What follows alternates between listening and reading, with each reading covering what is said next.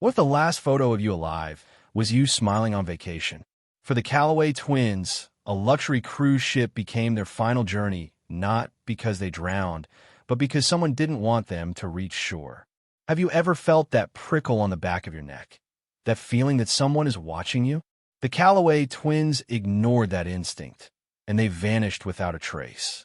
Emma and Ethan Callaway were 26-year-old medical graduates celebrating their accomplishments with what was supposed to be the trip of a lifetime. Brilliant minds with promising futures, they boarded the Ocean Majesty on May 7, 2023, for a 2-week Caribbean cruise. On day 5, they disappeared. Their cabin was found, immaculate passports still in the safe, luggage unpacked, toiletries arranged in the bathroom. The ship's security footage showed them entering their cabin at 11:47 p.m. after attending the captain's dinner. They were never seen leaving. When the Ocean Majesty docked in Miami, the Callaways weren't among the disembarking passengers. A search of the vessel yielded nothing, as if they had simply evaporated into the night air. Their parents refused to believe they had jumped overboard. Neither twin had any history of depression or financial troubles. Both were engaged to be married. Both had secured residencies at prestigious hospitals. The case went cold until exactly 10 months later, when a weathered leather suitcase washed ashore on a small island in the Bahamas. Inside were items belonging to both twins, and evidence that would reveal a calculated plot no one could have anticipated. If you've ever been fascinated by seemingly perfect crimes, hit that subscribe button now, because JPX Story File is diving deep into cases that will change how you see your own safety. Freya and Fiona Callaway were born 6 minutes apart on a rainy October morning on Bainbridge Island, Washington.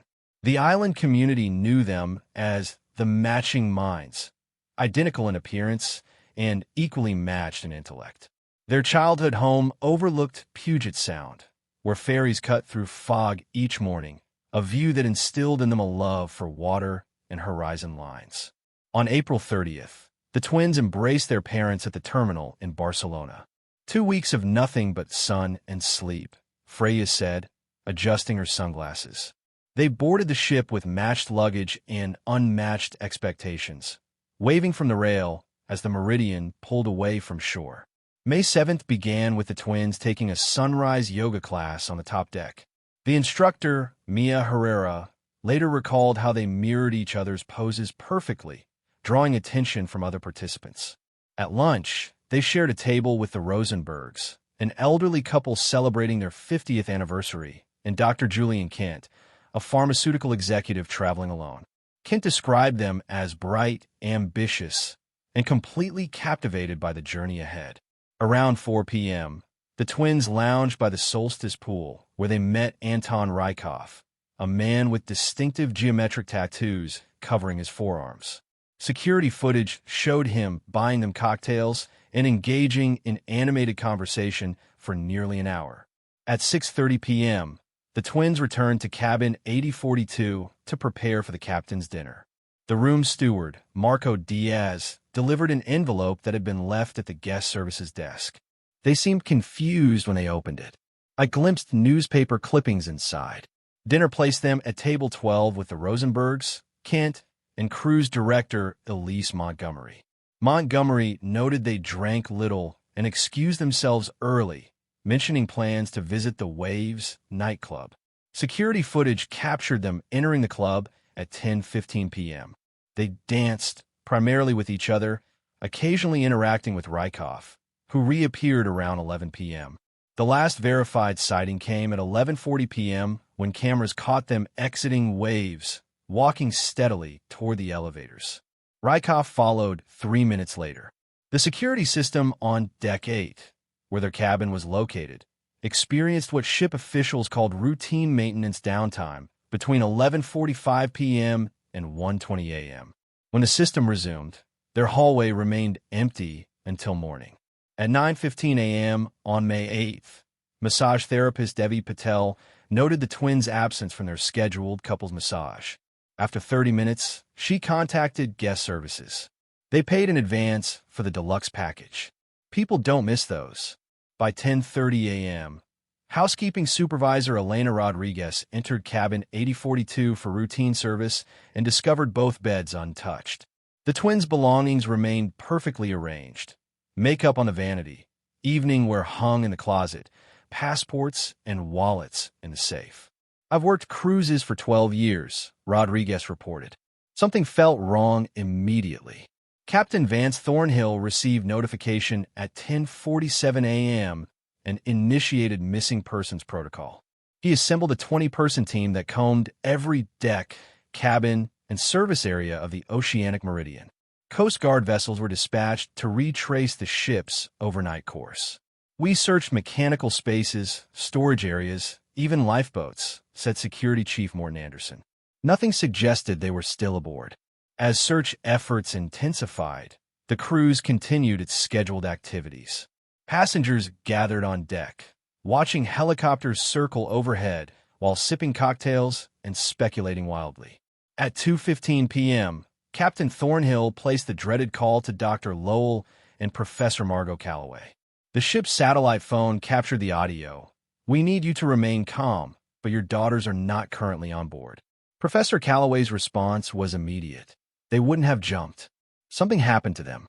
Maritime investigators from 3 countries boarded via helicopter at sunset.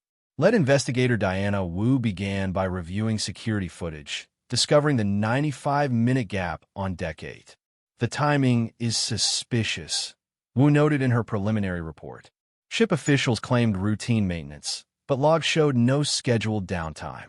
What do you think happened during those critical 95 minutes? Drop your theories in the comments below and the country where you're watching from. Dr. Lowell and Professor Margot Calloway landed in San Juan on May 10th, faces hollow with sleepless grief. The terminal became an impromptu media center where they stood before a forest of microphones. Dr. Calloway gripped the podium. "To whoever has information, they have patients waiting for them. Medicine needs them. We need them." Behind the scenes, investigators transformed cabin 8042 into a forensic laboratory. Technicians lifted fingerprints from surfaces and collected DNA samples from hairbrushes and toothbrushes. "We found 19 sets of prints not belonging to the twins or staff," forensic specialist Timothy Chin reported. "Most matched other passengers, but 3 remain unidentified." The mysterious envelope delivered hours before their disappearance became central to the investigation. Room steward Marco Diaz recalled yellow newspaper clippings inside, but the envelope and its contents were nowhere to be found. Investigators discovered 17 unanswered text messages on Freya's iPad from her ex-fiancé Terrence Walsh.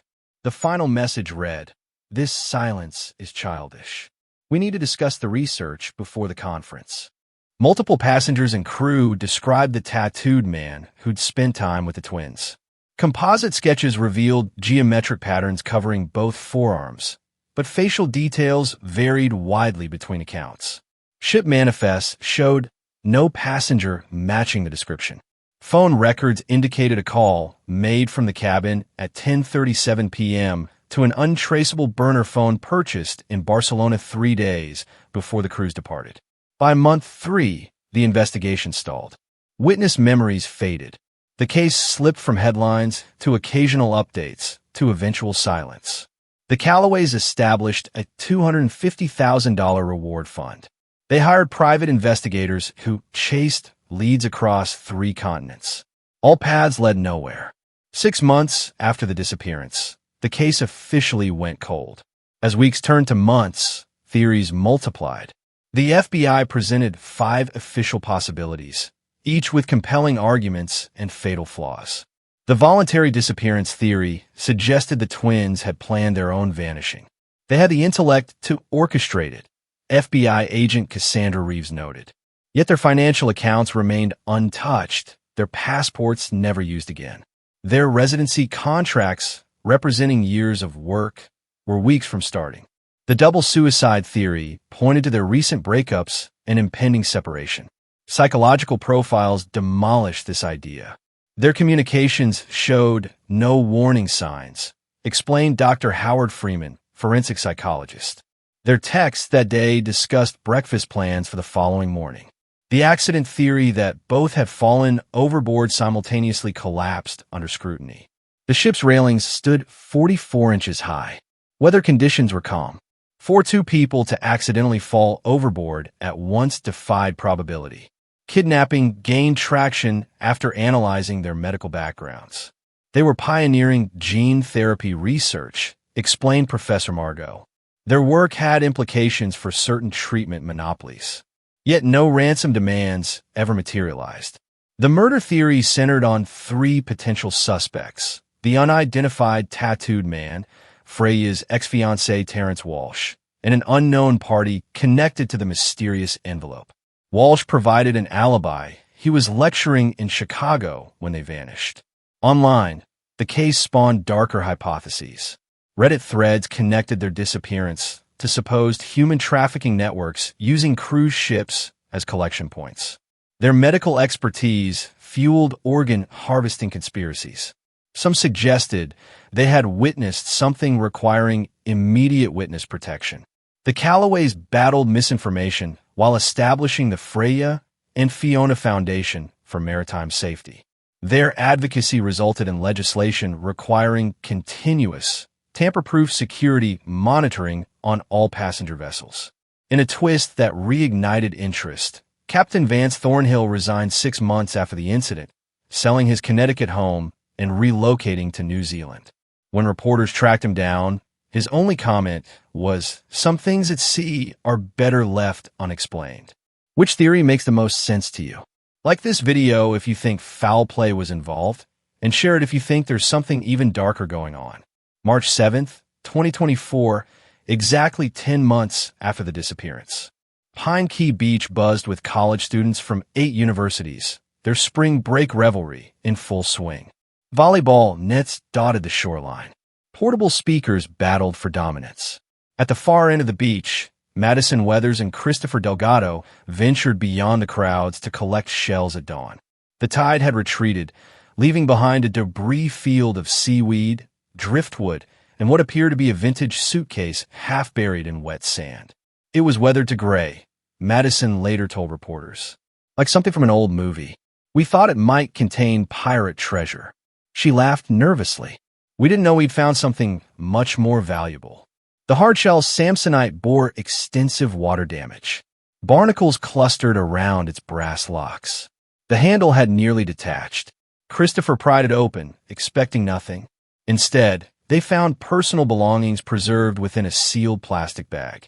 They immediately contacted authorities. The Bahamas National Police established a perimeter around the discovery site. Forensic technicians photographed the suitcase in situ before transporting it to a climate-controlled laboratory in Nassau. The preservation was remarkable, explained Dr. Eleanor Matthews, lead forensic examiner. Someone had meticulously waterproofed these items before placing them in the suitcase. A leather-bound journal bearing Fiona Callaway's name had partially survived. Though many pages were illegible, several remained intact. One entry dated May 7th read, "Someone followed us from the pool to our cabin today. Freya thinks I'm being paranoid, but I've noticed him 3 times now." 2 silver heart-shaped lockets contained identical photos of the twins as children with their parents. Most significant was a yellow waterproof case containing a USB drive, wrapped in aluminum foil with a note. Journal fragments provided disturbing glimpses, suspicious behavior on Deck 10, and asked too many questions about our research. Another page contained a partial entry. "If anything happens to us, look for Rook." The FBI immediately reopened the investigation. News organizations dispatched crews to the Bahamas. The Callaways arrived within hours, holding an emotional press conference where they displayed childhood photos matching the locket images. "This confirms what we always knew," Dr. Lowell stated. They were aware of danger and took steps to preserve evidence. The USB drive presented an unexpected challenge. Multiple encryption layers defeated FBI cyber analysts. Each failed attempt triggered countdown protocols threatening to erase all data. "This isn't standard encryption," admitted FBI tech specialist James Wong. "It's custom designed by someone with extraordinary skills." dealing with 8 layers of rotating algorithms. After 3 weeks, experts had made no progress. The name Rook became the investigation's new focus. Analysts cross-referenced crew manifests, passenger lists, and social media connections to the twins. Nothing surfaced until an interviewer spoke with Celestial Voyages bartender Paulo Vasquez for a second time. Rooker Nielsen, Vasquez recalled. Big guy in security. Everyone called him Rook. He worked the midnight shift on Deck 8. Nielsen's personnel file revealed a former Marine with Special Forces training. His employment record showed 4 years with Celestial Voyages with exemplary performance reviews. More crucially, he'd been stationed directly in the security zone that experienced the maintenance downtime. It wasn't scheduled that night, noted investigator Diana Wu. He switched shifts with another officer hours before the Callaways disappeared. Attempts to locate Nielsen led nowhere. Immigration records showed he'd flown to Madrid 3 days after the Oceanic Meridian docked. His apartment in Miami had been vacated, lease terminated with a penalty payment. Financial forensics uncovered a $175,000 wire transfer to Nielsen's account from Shell Corporation in the Cayman Islands exactly 72 hours after the twins vanished. The account was emptied and closed the following day. When technicians analyzed the weathered suitcase, they recovered partial fingerprints from its interior latch mechanism. The prints matched Rooker Nielsen's security clearance records from Celestial Voyages. He handled this suitcase, confirmed FBI fingerprint analyst Tara Yoshida, and he went to extraordinary lengths to make it appear weathered artificially. International agencies tracked Nielsen through facial recognition across 4 continents, Madrid to Marrakesh, then to Bangkok, Sydney, and finally Bogota, where his trail went cold in September 2023. While pursuing Nielsen, investigators made another disturbing discovery. 3 additional security personnel had resigned within 5 days of the twins' disappearance. Each had received substantial wire transfers before their departures. The investigation into the Callaway twins' disappearance took a shocking turn when maritime authorities uncovered a trail of encrypted emails between Captain Vance Thornhill and Rooker Nielsen dating back 3 years before the incident. These communications, obtained through a targeted server seizure, revealed an ongoing professional relationship far beyond their time together on the Oceanic Meridian. These weren't casual exchanges, noted Special Agent Kimura Reeves of the International Maritime Bureau's Special Investigations Unit. We found detailed discussions about security camera blind spots, staff scheduling, and most concerning, passenger profiles that fit specific criteria. Financial forensics revealed a pattern that couldn't be dismissed as coincidence. 3 days after the twins vanished, a shell company registered in the Cayman Islands transferred $275,000 to an account linked to Nielsen. The same shell company received $500,000 from an executive board member at Celestial Voyages just 1 day earlier. But perhaps the most chilling discovery came from the twins' own academic work. A data recovery specialist managed to extract fragments from the waterlogged USB drive found in the suitcase. Among these fragments, a meticulously organized research database compiled by Fiona Callaway documenting 24 negligence cases against Celestial Voyages over 7 years. Cases that never reached public knowledge due to aggressive non-disclosure agreements and settlements. Text messages recovered from their cloud backup revealed the twins' true purpose aboard the Oceanic Meridian. Got another water sample from the staff-only maintenance area. Third reading shows same contaminant. F. Engine room access tonight. Maintenance worker confirmed my suspicions about the filtration bypass. Need a document before Nassau. Freya. The partially decrypted USB contained dozens of photographs showing crew members disabling environmental safety equipment, falsifying inspection documents, and discussing passenger complaints that never appeared in official records. This wasn't just corporate negligence. It was criminal conspiracy. Within 48 hours of these discoveries, 5 former Oceanic Meridian crew members were arrested in 3 different countries on charges seemingly unrelated to the twins' case: money laundering, evidence tampering, and illegal waste dumping. All five immediately requested immunity deals in exchange for information. The international investigation now spans 7 countries, with Interpol coordinating between maritime authorities in a race to locate Thornhill and Nielsen. Both men disappeared within days of the suitcase discovery, abandoning properties and severing all electronic communications. Last week, sealed federal indictments were issued for Captain Thornhill and Rooker Nielsen on charges of conspiracy, kidnapping, and obstruction of justice. Their faces now appear on international watch lists, with rewards totaling $250,000 for information leading to their capture. As investigators connect threads across a digital evidence board, the pattern becomes unmistakable. 2 young women with promising medical careers stumbled onto environmental crimes that threatened a billion-dollar cruise empire and paid the ultimate price for their discovery. 3 years have passed since the weathered suitcase washed ashore on Pine Key Beach, yet the Callaway case remains officially open. Maritime authorities across 12 countries continue following leads, with periodic reports of sightings of both Thornhill and Nielsen, though none confirmed. The case transformed the cruise industry forever. Congress passed the Callaway Maritime Safety Act in 2024, mandating comprehensive security camera coverage with no blind spots, independent oversight of all footage, and strict new protocols for missing persons at sea. Cruise companies now face criminal charges, not just civil penalties, for safety violations or evidence tampering. Dr. Lowell and Professor Margot Callaway channeled their grief into action, establishing the Callaway Foundation for Maritime Safety. Their advocacy has secured over $30 million in funding for advanced search and rescue technologies specifically designed for open water emergencies. Their annual scholarship supports medical students pursuing careers in environmental medicine.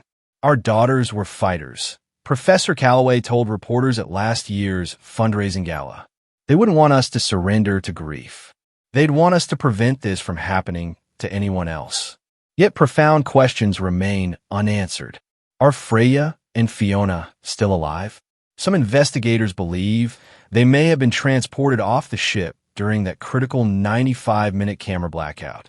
The twins' dental records and DNA have been entered into international databases, but no matches have appeared. Encryption experts continue working to unlock the remaining 84% of the USB drive content. Fragments successfully decoded suggest the twins documented far more extensive criminal activities than initially believed. The true identity of Rook remains contested. While Rooker Nielsen carried the nickname, recovered journal fragments suggest Rook might refer to an entire network of operatives working across multiple cruise lines. Most haunting is the question of exactly what transpired during those missing 95 minutes on Deck 8. Passenger testimonies describe unusual crew activity in that area, but no witnesses have come forward who directly observed the twins there. 2 young women who spent years learning to save lives may ultimately protect thousands they never met. Their legacy lives on in every passenger who now travels more safely because 2 sisters refused to look away when they discovered wrongdoing. This case remains active. If you have information about the Callaway twins or similar incidents at sea, authorities urge you to come forward. Hit subscribe and the notification bell to stay updated on this case and other JPX story file investigations that might just save your life.